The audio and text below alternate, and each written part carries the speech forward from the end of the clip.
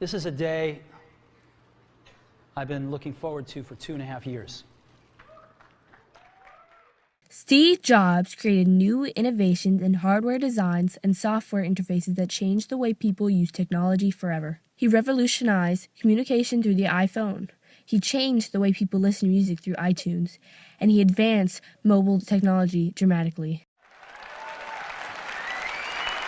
These are not 3 separate devices. This is one device. And we are calling it iPhone. Today, Apple is going to reinvent the phone.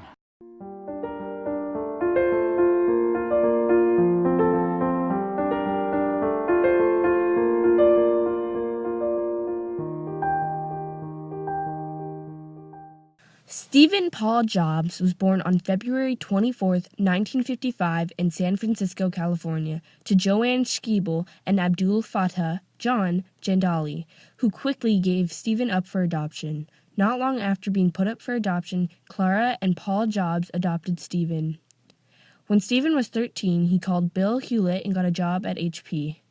3 years later, Bill Fernandez, a friend of Jobs, introduced Steve Wozniak to Steve Jobs.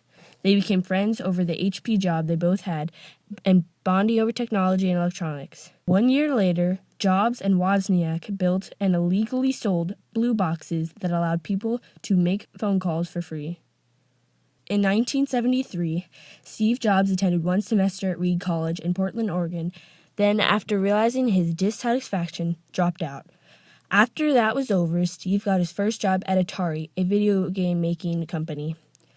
During the same year, Jobs backpacked across India to seek enlightenment and shape his creative vision. In 1976, Jobs and Wozniak formed Apple Computers and created the first personal computer in Jobs' parents' garage.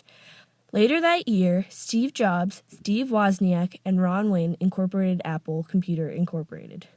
The following year, Mike Markula invested in Apple and hires his former colleague Mike Scott as CEO. That same year, the Apple II prototype came out. The next year, the Apple II became the first mass-marketed personal computer, and Apple became a symbol of the personal computing revolution. Later in that year, Steve's ex-girlfriend, Chris Ann Brennan, gave birth to their daughter, Lisa, and Steve refused to acknowledge that he is the father. Later on, Apple started working on the Apple III and the Lisa. 2 years later, the Apple III launches. In December of 1980, Apple goes public, increasing Jobs' net worth. The following year, Jobs takes over the Macintosh project. This project launched Apple's first personal computer, the Macintosh. Later that year, IBM launched the IBM PC, the biggest threat to Apple yet. 2 years later, the Lisa computer was launched, the first personal computer to offer a graphical user interface and a machine aimed at individual business users. The following year, the Macintosh is launched. A highly sophisticated business computer, and to use it, all you have to do is learn this. This is Macintosh from Apple, also a highly sophisticated business computer, and to use it, all you have to do is learn this. Now, you decide which one is more sophisticated. Macintosh, the computer for the rest of us. Despite success, Jobs and Apple board member John Sculley frequently had conflicting views on Apple's future. In 1985, the Apple board sided with Sculley and stripped Jobs of all executive duties. That September, Steve Jobs resigned from Apple and started Next, a computer company with 5 other refugees from Apple. Apple then announced it will sue Next for its nefarious schemes to take advantage of the co-founders' information on Apple. In 1986, Steve Jobs bought the computer division of George Lucas's legendary special effects firm Industrial Light and Magic, ILM, and reincorporated as Pixar, an animated movie company. Later that year, Jobs' mother, Claire Jobs, died, and Jobs discovered his biological mother and sister, Joanne and Mona Simpson. 2 years later, Next and IBM formed a partnership. The systems at Next ran on IBM machines. That winter, Pixar launched its new computer graphics workstation along with the Pixar Image Computer 2, intended for high-ended visualization market such as media production and medicine. 1 year later, Steve Jobs was named Entrepreneur of the Decade by Incorporated magazine. 2 years later, Jobs fired almost half of Pixar's staff and took back all of the employee stock in an effort to cut costs because the company was losing money. On March 18, 1991, Steve Jobs married Lauren Powell, who at this time was pregnant. 2 months later, Pixar signed a deal with Disney to make a computer-animated feature film, Toy Story. That fall, Lauren gave birth to Jobs' first son, Reed Paul Jobs.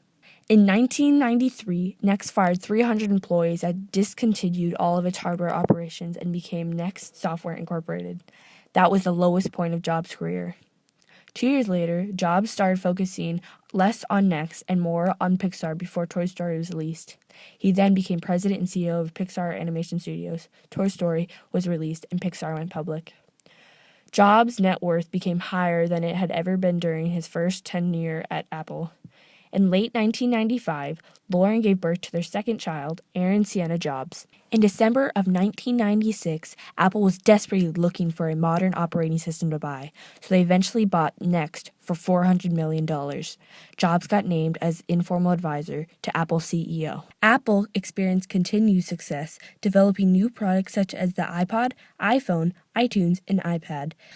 Then, in the fall of 2003, Jobs learned life-changing news. He was diagnosed with pancreatic cancer, but that didn't stop him.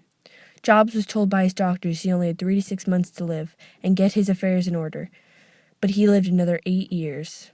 At the beginning of 2011, Jobs surprised the world by taking a medical leave of absence with no end date.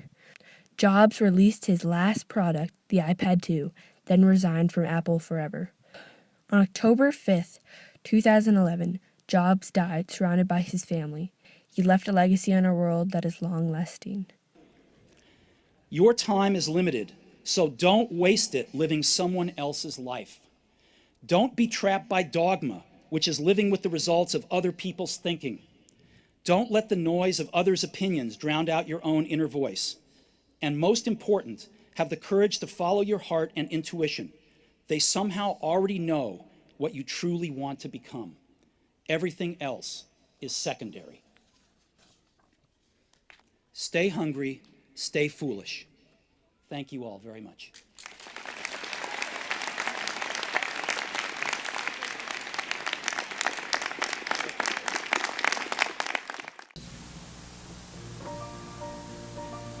When you grow up, you tend to get told that the world is the way it is, and your life is just to live your life inside the world, try not to bash into the walls too much. Once you discover one simple fact, and that is everything around you that you call life was made up by people that were no smarter than you. And you can change it, you can influence it, you can build your own things that other people can use. And the minute that you understand that you can poke life and actually something will, if you push in, something will pop out the other side, that you can change it, you can mold it, is to shake off this erroneous notion that life is there and you're just going to live in it, versus embrace it, change it, improve it, make your mark upon it. Once you learn that, you'll never be the same again.